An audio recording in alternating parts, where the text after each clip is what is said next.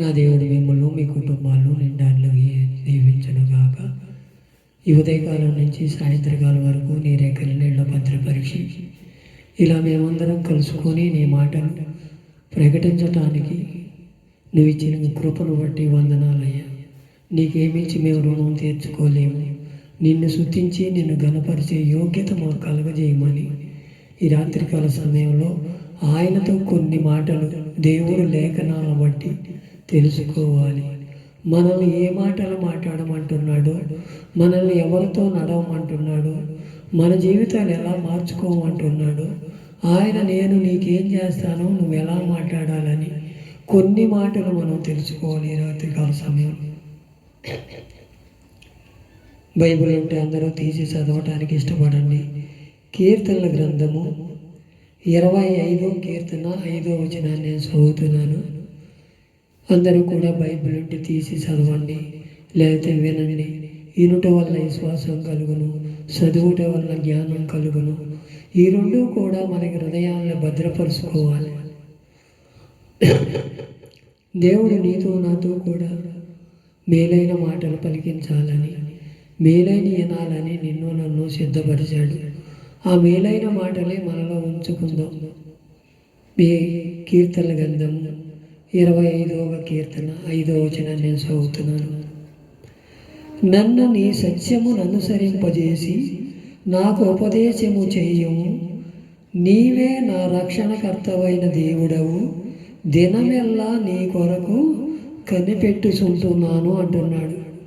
ఇక్కడ ఎవరు? దావీదు గారు. దావీదు గారంటే యేషయా కుమారుల్లో ఓ చిన్న కుమారుడు. ఆయన అందరికన్నా కడసారిపు ఆయన అని లేఖనాలు బట్టి ఆధారంగా ఉన్నది. ఆయన్ని ఏం చేశారు? అందరూ తోసివేశారు, గెంటి వేశారు. నువ్వు బాలుడము, నువ్వు ఎందుకు పనిచేయదు అని వాళ్ళ అన్నదమ్ములు కూడా ఆయన్ని ఓ పక్కన పెట్టేశారు. అయినా పెట్టిన నమ్మదగిన వాడు మనకు దేవుడు ఉన్నాడుగా. నిన్నో నన్ను ఏలేశారేమో, నిన్నో నన్ను చిన్న చూపు చూశారేమో, నిన్నో నన్ను ఎందుకు పనికిరాని వాళ్ళు అన్నారేమో. దేవుడు అన్యాయస్తుడేమి కాదు కదా. నిన్నొక పిలుపు మీద పిలిచాడు, నన్ను ఒక పిలుపు మీద పిలిచాడు. ఆ పిలుపుకి తగ్గినట్టు జీవిస్తాడు. మనుషుల మాటలు మనం పట్టించుకోవసరలా, మనుషుల వాళ్ళతో మనం అసలు ఇది చేయవసరలా. దేవుడే మనకి ఏది చెయ్యాలన్నా ఆయన మీద మనం ఆధారపడితే ఏదైనా చేయగలడు. ఆయన ఏం చేశాడు? ఇక్కడ నేను నన్ను నీ సత్యమును అనుసరింపజేసి ఉపదేశము చేయము. నీవే నా రక్షణకర్తమైన దేవుడు. దినమెల్లా నీ కొరకు కనిపెట్టుచున్నానని ప్రార్థన చేసుకోగలిగాడు. ప్రార్థన చేసుకోగలిగిన కాడి నుంచి కూడా ప్రతి విషయంలో కూడా రాజును చేశాడు. అందరి మీద గొప్పవాడినిగా చేశాడు. ఆయనకు కలిగినదంతా కూడా దేవుని మూల కలిగిందని సాక్ష్యం పొందాడు. ఆయన ఏ యుద్ధానికి వెళ్ళినా, ఏ పని చేసినా ముందర దేవుని యుద్ధ మోకరించి ప్రార్థన చేసి, అయ్యా ఇది నీ చిత్తమైతే నేను వెళ్తా, అది కాదు అంటే నేను ఆగిపోతానని ప్రతి విషయంలో కూడా దేవునికి ప్రార్థన చేసుకుని బయలుదేరేవాడు. మనం కూడా అలాగే బయలుదేరాలి. మనం ఏదన్నా పని మీద వెళ్తున్నామా, హడావుడి ప్రయాణం, ఆ దేవుడితో రోజు చెప్పేదేగా, నేను వెళ్ళేదేగా అని మనకు ధీమా.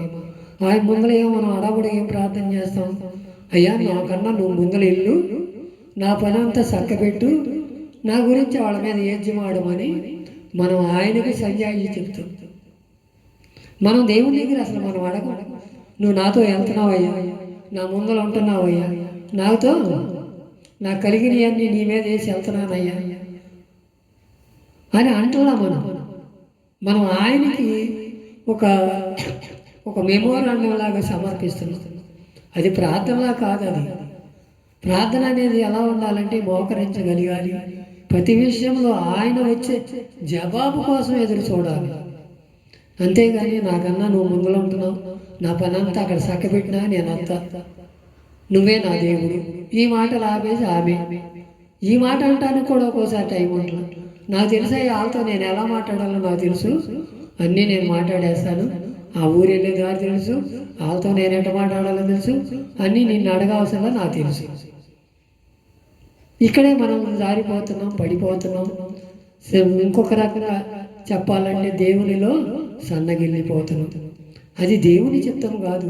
ప్రతి విషయంలో కూడా ఈయన దావీదు మహారాజు అయ్యుండి ఎందుమూలని అడుగుతున్నాడు, అయ్యా నిత్యం నా కుటుంబం అంతా నీ సన్నిధిలో కనపడాలయ్యా, నా కుటుంబాన్ని దీవించయ్యా, నేను ఒక్కడే పరలోకి వెళ్తాం కాదయ్యా, నా కుటుంబం కూడా నిత్య జీవంలోకి రావాలయ్యా, అయ్యా వాళ్ళకి తగిన జ్ఞానం అనుగ్రహించయ్యా, నా కుటుంబాన్ని దారి తప్పిపోయారేమో, నా అన్నదమ్ములు దారి తప్పిపోయారేమో, నా అక్క చెల్లెలు, నా భార్య భార్యలు అందరూ కూడా దారి తప్పిపోయారేమోనయ్యా, నేను ఒక్కడే ఏంటయ్యా, అందరూ కూడా నీ సన్నిధిలో కనబడాలని ప్రార్థన చేయగలిగాడు.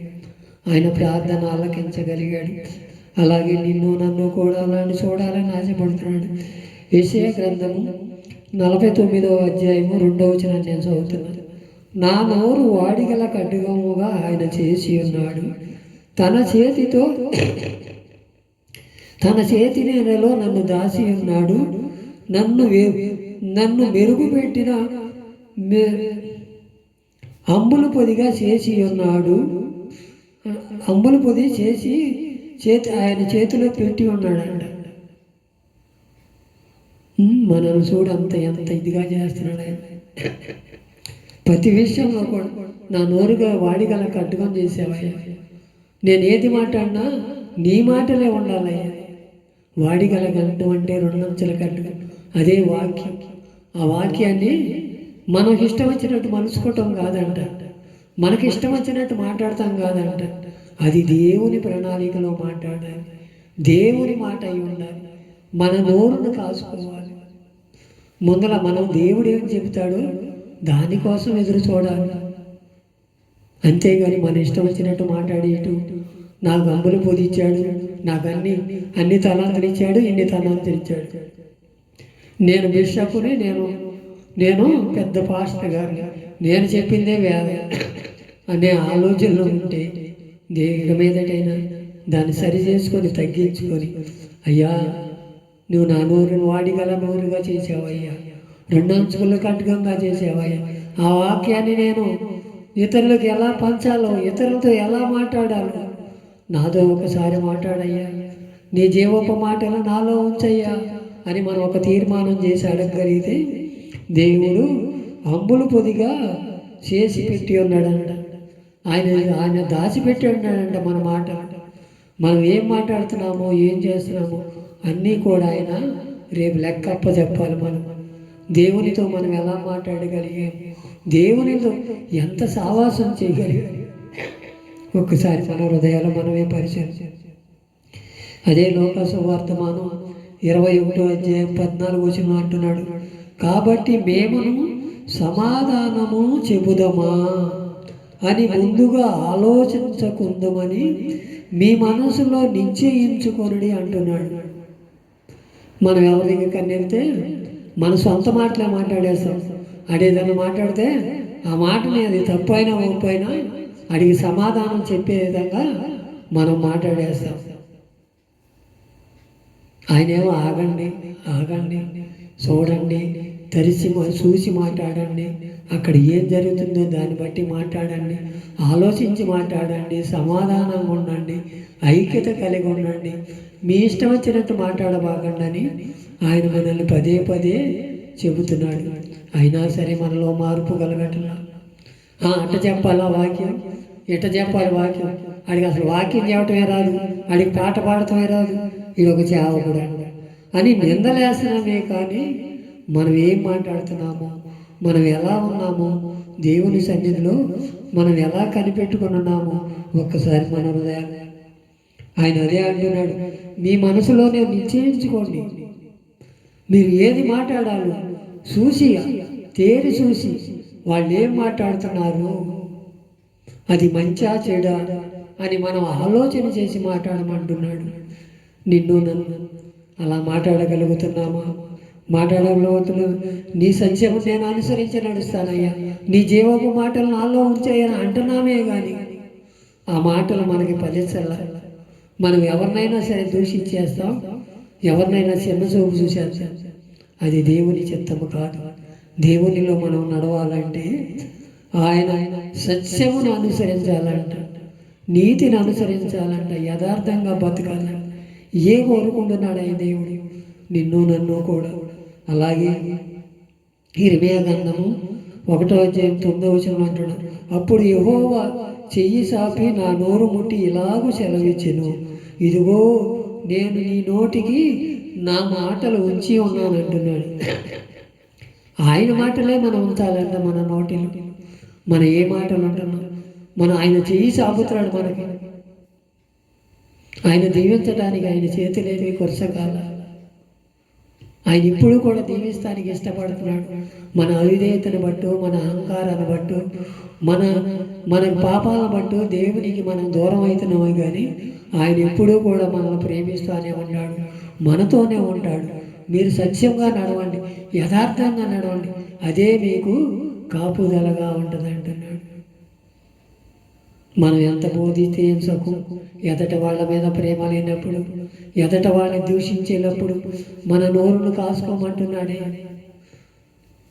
మనం ఎందుకు పనిచేస్తున్నాం, ఎలా ఉంటున్నాము? మన హృదయాలు పరిశీలించుకోవాలి. యెహోవా చెయ్యి చాపి నా నోరు ముట్టి ఇలాగ సెలవిచ్చేవాడు, ఇదిగో నేను నీ నోటికి నా మాటలు ఇచ్చి ఉన్నానంటున్నాడే. ఆయన మాటలు మనం పలుకుతామా?